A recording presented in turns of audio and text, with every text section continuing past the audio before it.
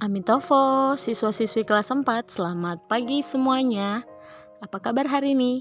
Semoga kalian dalam keadaan sehat dan tetap semangat ya.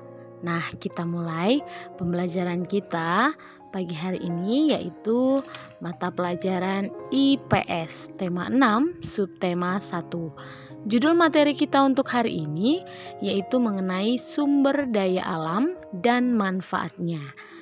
Adapun tujuan pembelajaran kita setelah mempelajari materi pembelajaran ini diharapkan agar siswa mampu mengidentifikasi hubungan karakteristik ruang dengan sumber daya alam yang ada di lingkungannya dengan benar.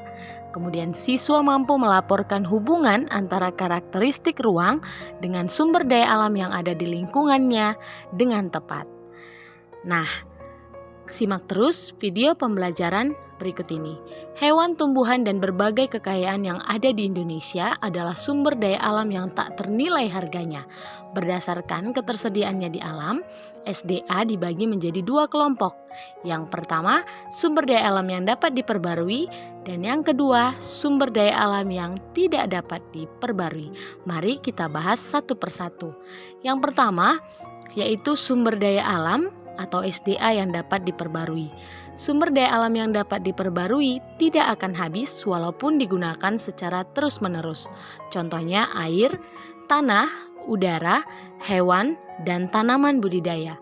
Sumber daya alam dapat dimanfaatkan untuk kehidupan manusia, seperti yang pertama, angin untuk membangkitkan listrik, kemudian yang kedua, singkong sebagai sumber bahan makanan, kemudian sungai untuk budidaya ikan dan udang, kemudian tanah liat untuk membuat batu bata. Nah, itulah sumber daya alam yang dapat diperbarui serta contohnya dalam kehidupan manusia. Nah, perhatikan tabel berikut. Ini juga ada jenis sumber daya alam serta manfaatnya. Yang pertama ada tumbuhan seperti padi, jahe, kapas, mahoni, dan rotan dapat dimanfaatkan sebagai sumber bahan makanan, bahan obat-obatan, bahan baku pakaian, bahan baku industri kayu, bahan baku kerajinan, dan furniture. Kemudian jenis sumber daya alam hewan, manfaatnya sebagai bahan makanan, bahan pakaian, tenaga pertanian, dan alat transportasi.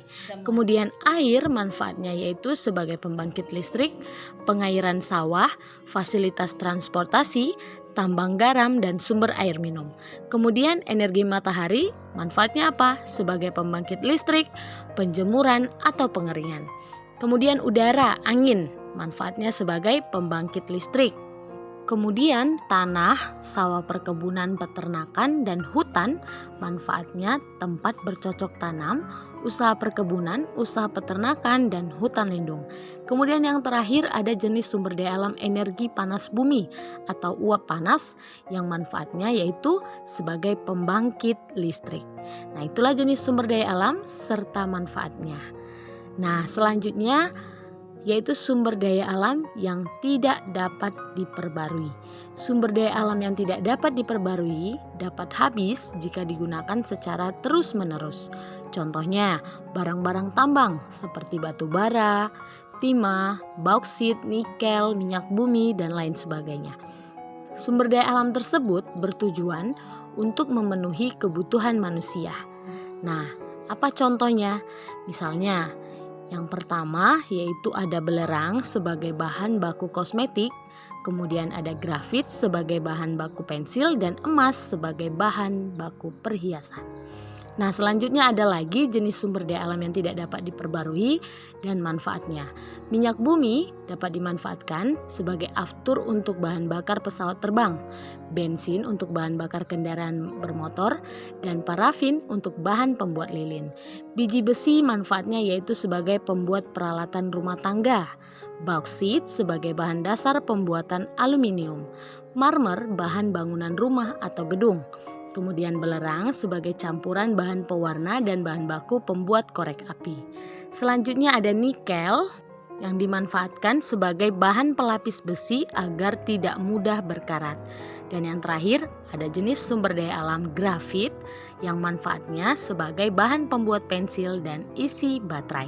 Itulah contoh sumber daya alam yang tidak dapat diperbarui dan manfaatnya. Baiklah, sampai di sini saja penjelasan materi pembelajaran IPS untuk hari ini mengenai sumber daya alam serta pemanfaatannya. Terima kasih kepada siswa-siswi kelas 4 yang sudah menonton video pembelajaran ini. Semoga kalian dapat mengerti ya. Nah, tetaplah semangat belajar dari rumah dan ingat jaga kesehatannya. Amitofo semuanya.